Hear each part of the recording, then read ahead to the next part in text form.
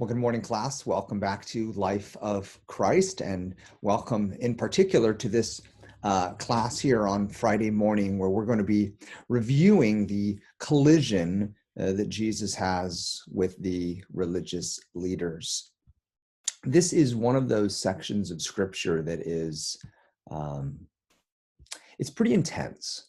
There's just really no other way to say it. And so, we're going to be looking at some words of Jesus that, as I've told people in the past, these tend not to be words that sort of make it as magnets on our fridges at home, right? These are some of the harder words of Jesus, and we'll reflect upon that briefly towards the end of our time together this morning. But I just want you to have an understanding of sort of where we're going. Very quickly, as I told you on Wednesday, when we're looking at Holy Week, it's rapidly progressing. On Sunday, you have Jesus's triumphal entry. Then the very next day, the temple is cleansed, and we might put an asterisk at the end of that and say, well, the temple wasn't cleansed as much as it was condemned. And then, of course, that leads to the events of Tuesday, which is an out-and-out collision. The Jesus and the religious leaders of his day, they butted heads routinely throughout his ministry, but here, at least verbally, they go fisticuffs. And it's worth pointing out that Jesus himself, recognizing that the best defense is a good offense, Jesus himself goes on the offensive. When you come to Jesus's woes here in Matthew 23, and there's a parallel passage in Luke, it escapes my mind right now, but the fullest treatment of these woes is in Matthew 23. And as we're thinking about woes, we want to answer two questions, because we don't use that word very often today. If we do think of woe, we might, think of like somebody riding a horse, and if the horse gets going too fast, we think, whoa, or something, right? That's not, of course, what Jesus meant here, and that's not how the scriptures speak of woes. Truth be told, in the drama of redemption, a woe is really a pronouncement of a curse upon somebody. Or in a similar vein, it is the announcement of impending judgment. And so you can find an example of this, and these are all over the scriptures. Hosea chapter 7, verse 13, woe to them, for they have strayed from me. Destruction to them, for they have rebelled against me. You hear God speaking through his prophet, woe to them, and then in typical in Hebrew poetry and parallelism, this is sort of what they call synthetic parallelism. It's sort of the second clause builds upon the first. So in the first clause, woe to them. Second clause, destruction to them. So destruction and woe are put in parallel. And then, for they have strayed from me. And then here's the escalation, for they have rebelled against me. So destruction and woe are parallel, and straying and rebelling are parallel. And I bring up that passage just so that you can see that woe is the pronouncement of destruction. So I say that because here is Jesus, and we're going to see this throughout Holy Week. He's really acting as a prophet. He's come into Jerusalem, he's come into the temple, and as a prophet of God, he is in a lot of ways pronouncing curses and pronouncing judgments upon the temple, upon its institution, upon its religious leaders. And while that might be missed by you or I, reading the scriptures some 2,000 years later, culture removed, context removed, it would not have been missed by the original hearers of Jesus. They knew exactly what Jesus was saying here and what he was doing, and which is why tomorrow of Holy Week, which is Wednesday of Holy Week, they plan to execute him, right? Like, enough is enough. So, and of course, as I just mentioned, the object of the woes is aimed at the religious elite. You might just, for your own edification after this, or even right now, you might pause this. You might go turn to Ezekiel 34. And in a lot of ways, Ezekiel 34 and Matthew 23, they're sort of counterparts.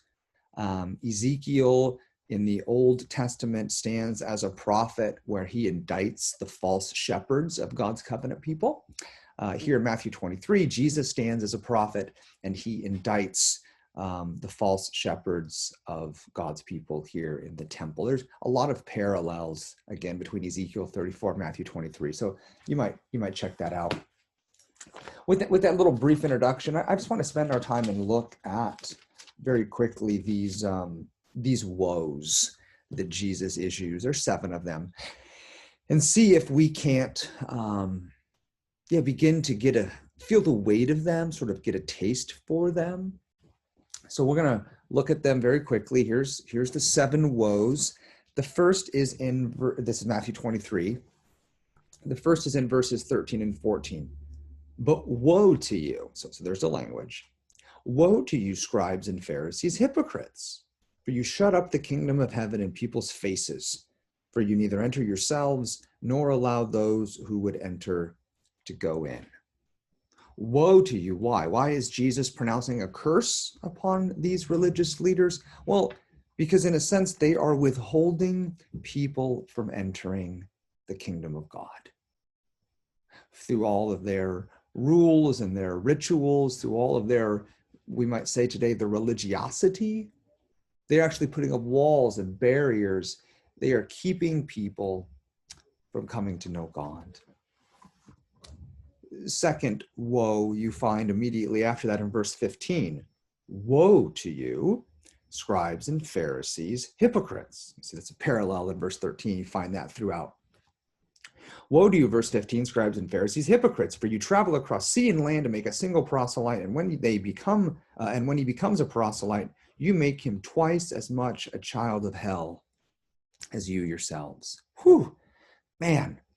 Not only is Jesus saying woe and pronouncing a curse, not only is he calling them hypocrites, but here he ups the ante and says essentially that they are missionaries of Satan. In other words, they travel land and sea. They send out their mission teams, and when their mission teams come back, all they've done is made converts of the devil himself. Man, these are strong words from the lips of our Lord. Let's look at the third woe, beginning in verse 16 through 22.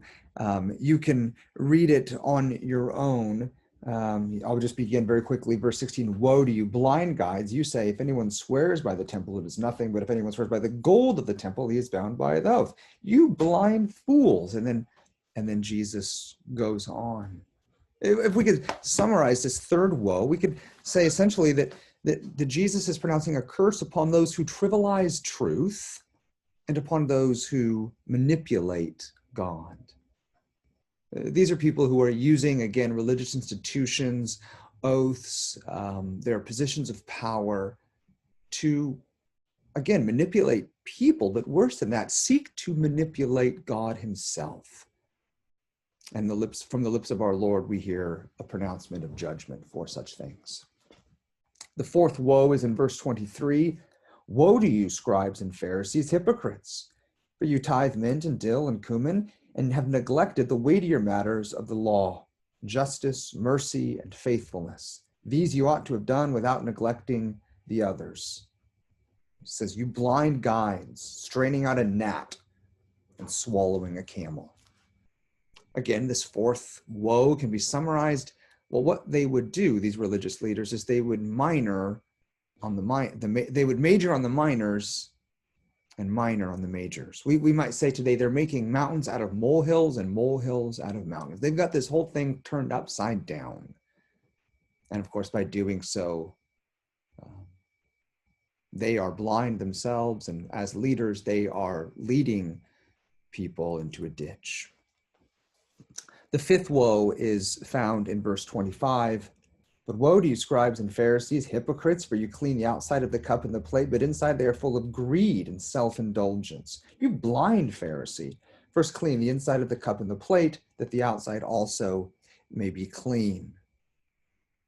In the previous woe, we saw majoring on the minors and minoring on the majors. Here, we see that they are being condemned for their focus specifically upon the externals only while neglecting the internals, right? They're doing all that they could to sort of, this is an old saying, put lipstick on a pig, right? Dress it up, work on the outside, put a fresh coat of paint on it, while the inside it's rotting to the core. The sixth woe that Jesus issues is in verse 27. Woe to you, scribes and Pharisees, hypocrites, for you are like whitewashed tombs, which outwardly appear beautiful, but within are full of dead people's bones and all uncleanness. You also outwardly appear righteous to others, but within you are full of hypocrisy and lawlessness. The sixth woe is that they seek to impress others. So in the first century, the Pharisees, the religious leaders, they would dress a certain way. They had particular tassels. They would have phylacteries. They would have all of the markings of being like super spiritual, of like uber religious, right? They knew all of the words. They had their Christianese. They had their dresses. They're not their dresses as in terms of women wearing dresses. I mean, their dress, their attire, everything about them. I mean, you could see them from a mile away and and that dude, he's like spiritual. Like that dude is committed. That dude is serious about the things of God. And Jesus says it's all for show. It's not true. It's not real. It's not genuine. It's all just to impress other people. But of course, it doesn't impress God. Finally, the seventh woe, and this is found in verses 29 through 36. You can read it on your own. I'll read to you just the very first verse because it says the woe language. Woe to you, verse 29, scribes and Pharisees, hypocrites. And he goes on, and really what he's pronouncing the judgment on them for is because they've persecuted God's people and God's prophets. And of course, this is something prophetic because in a couple of days, these same people are going to persecute, they're going to execute God's prophet par excellence. And that is, of course, Jesus himself. So just to sort of keep you up to speed here, after the triumphal entry, on Sunday, after Monday, Jesus condemns the temple. Now here is Tuesday of Holy Week, and Jesus comes out of the corner throwing punches, right? These seven woes. And this leads someone like Andreas Kostenberger and Justin Taylor. They have a little book. It's in the syllabus. It's not a required book not a required reading for this course, but it is one that I recommend to you. A little book called The Final Days of Jesus. And they note this on page 43. Jesus has no desire to ally himself with the current leadership. He has come to overthrow their authority and to replace it with his own. In other words, Jesus throws down the gauntlet, right? These are fighting words. So with that, I want to conclude our time together by just sort of reflecting upon the words that we've just read. And we didn't read all of them. I know you have on your own. But we're sort of forced to wrestle with this idea, we are used to like meek and mild Jesus, sort of the Jesus that we see in stained glass and in pop culture, where he's like got little kids around him. He's got like these piercing blue eyes, kind of this Fabio hair. He's very fit and handsome. And he's just like super nice and chill and like, drives a Prius and is vegan. And,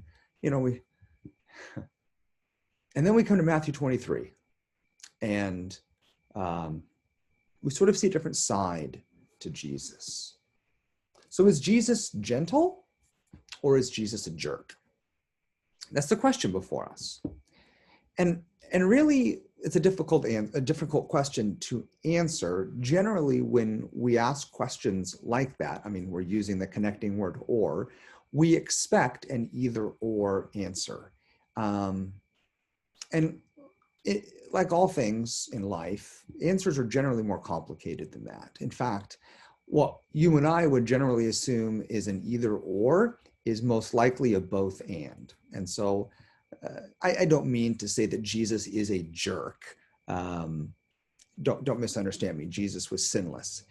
But what I am trying to put before you is that it's sort of dependent upon the audience. In other words, Jesus would react and respond not in sort of canned ways, but in ways that were appropriate to the people in front of him given the circumstances. So whenever you read in the Gospels and Jesus is before Gentiles or tax collectors, or we would call, what the Bible calls sinners, what we would call today sort of whores, right? Drunkards, sluts, druggies. Whenever you see Jesus interacting with and confronting those people, what you find is that Jesus is incredibly patient. He's incredibly gentle. He has mercy for miles, right? Jesus has a fuse, and it's so long that you really can't even find the end of it. But then, when Jesus is in front of religious leaders, when Jesus is in front of scribes and Pharisees and Sadducees, these who, we'd call today sort of pastors, para-church organization leaders, seminary presidents, Bible college deans, professors.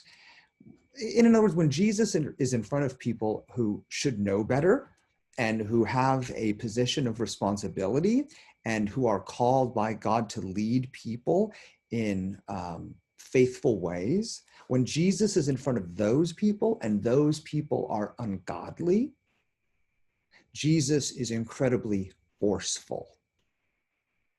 Incredibly forceful. If when it comes to the sinners of the world, Jesus has mercy for miles and a fuse that knows no bounds, when it comes to the religious elite, Jesus actually has a pretty short fuse. Again, he has very little patience for those types. So maybe just conclude by saying this. It would seem that when you read the Gospels, and you read Matthew 23 in particular, that Jesus seems to hold those in positions of power to a higher standard. And so in conclusion, let me just simply say this. It seems like the more students that I actually get to know and interact with at Gather for Him, the more I find really want to be involved in some sort of kind of formal church ministry. They want to be pastors, they want to be teachers, they want to be kind of youth group leaders, and whatever. Different churches and denominations have different polity and titles, and I don't want to get weighed down in the semantics of it all. But I would just simply say this: James 3:1 is clear, that those who desire to be teachers of the Word of God and those who do teach the Word of God will be held to a stricter judgment. And I think what we're seeing here play out in Matthew 23 is how that's going to look for those who lead God's people astray. So, sober warnings from the lips of our Lord on this day. You guys have a great weekend. Enjoy your Lord's Day. Rest in Jesus. Receive from Jesus. Pray that you would be blessed in doing so. Till next time. Bye.